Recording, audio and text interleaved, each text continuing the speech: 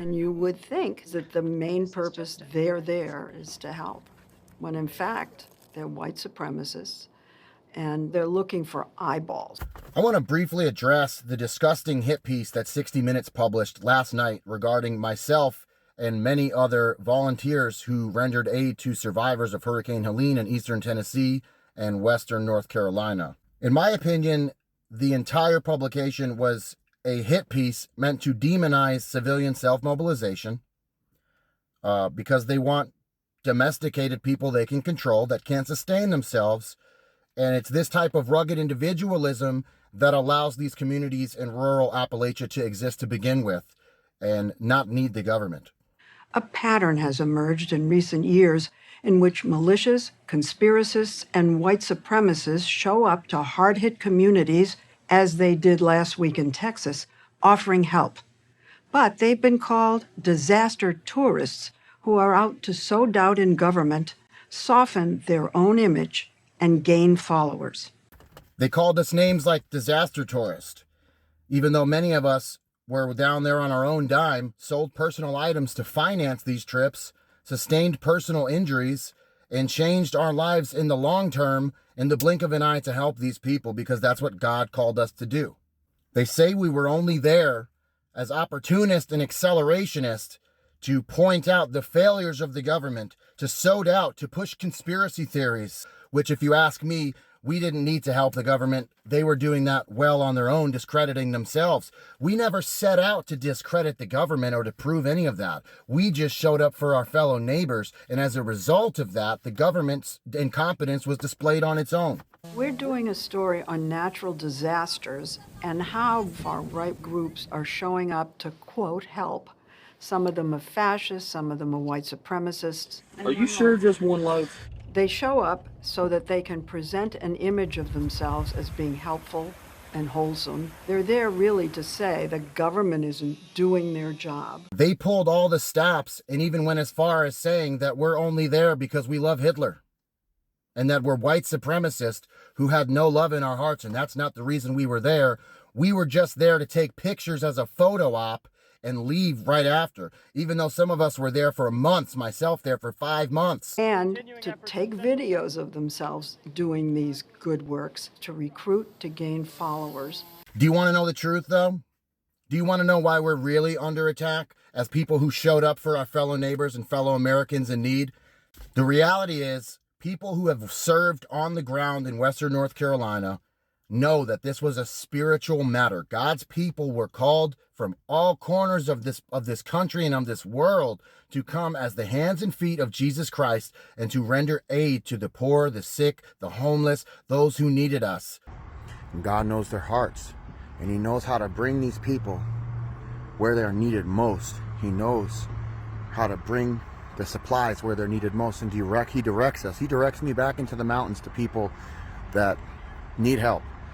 And I just kind of follow my gut, follow that voice. So knowing this, I try to not take it too personal that they put me in all these clips and insinuate that I'm some Hitler-loving neo-Nazi who wasn't there to help anybody and only stayed to hand out water and take a video.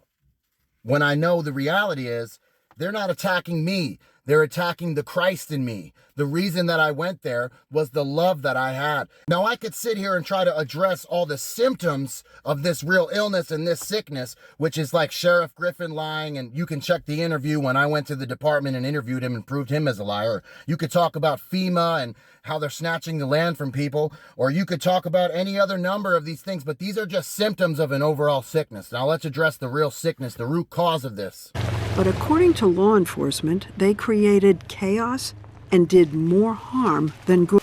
Outsiders started pouring into North Carolina, So we got a lot of work to get done. If you're able to including an influx of anti-government far-right groups. Did some of these outsiders launch their own rescue operations?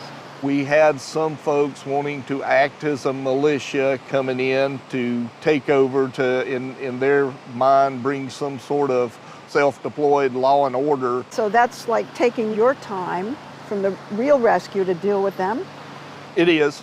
It is.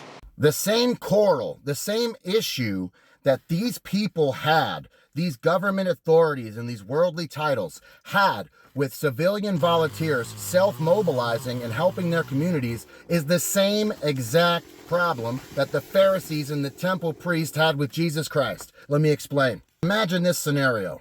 There's a baby in the hot sun in the back seat of a car. The AC's not running, there's no adult present, and the windows are up. It's an emergency. You see the baby in this situation. What do? Me, I'm smashing the window, grabbing the baby out of the hot car, and calling 911. These people want you to call 911 and wait for them to come so they can smash the window and take the baby out. Why? Because they value the window and the rule that says you can't smash a window more than they value the life of the baby. In just the same way that the priests in the temple were outraged and offended that Jesus would heal people on the Sabbath. Rather than being happy that the Lord brought sight to the blind, they were angry about what day it happened on. These people have an obsession with rules and worldly titles and things that are contrary to love and God. They're more concerned with the broken window than they are the baby.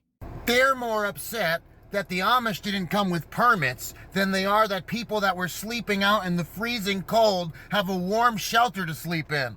They're more concerned with a road closure sign or a damn road cone that you drove by, which is what they arrested me for essentially. That's the charge, is that I drove past a road close sign. They're more obsessed about that rule, that you broke that rule, than they are about the people who needed help on the other side of the sign. You've lost the plot. My point is, when man's law breaks the law of love and the heart of God and defies that, this is what you're supposed to respond. Acts 5:29. But Peter and the other apostles answer and said, we ought to obey God rather than men. This is my point. Jesus gave us a commandment to love one another. He said to love God with all your heart and to love your neighbor as if you wish to be loved. And in this you fulfill all commandments. Matthew 15, verse 3. He answered and said to them, why do you also transgress the commandment of God because of your tradition? You guys are obsessed with your little papers and your little letterheads and your stupid emblems and your worldly titles and your earthly authorities that you lord around on us and pretend that you're the moral authority when you are missing the heart of God in these little moments where it counts the most and you put up your red tape when you should be rendering aid and love. How are you missing this? The entirety of the institutions of government were implemented with the specific purpose of protecting life, liberty, and the pursuit of happiness. And when you stop doing so and become a transgressor of that and a persecutor of that, you've lost your authority. And so at that point, I appeal to the highest authority, the King of Kings, Jesus Christ, the Son of God. He is the ultimate authority in those moments. So if I am called to help somebody and one of your little rules is in the way, guess what's getting disregarded? But we shouldn't be surprised by any of this because we were promised that this would happen when we represent Jesus Christ in this world. This world will hate us. It hated him first. Matthew 5:10 says, blessed are those who are persecuted for righteousness' sake, for theirs is the kingdom of heaven.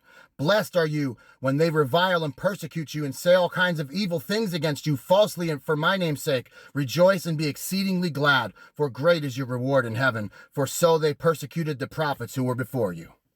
The point is love. The point is love.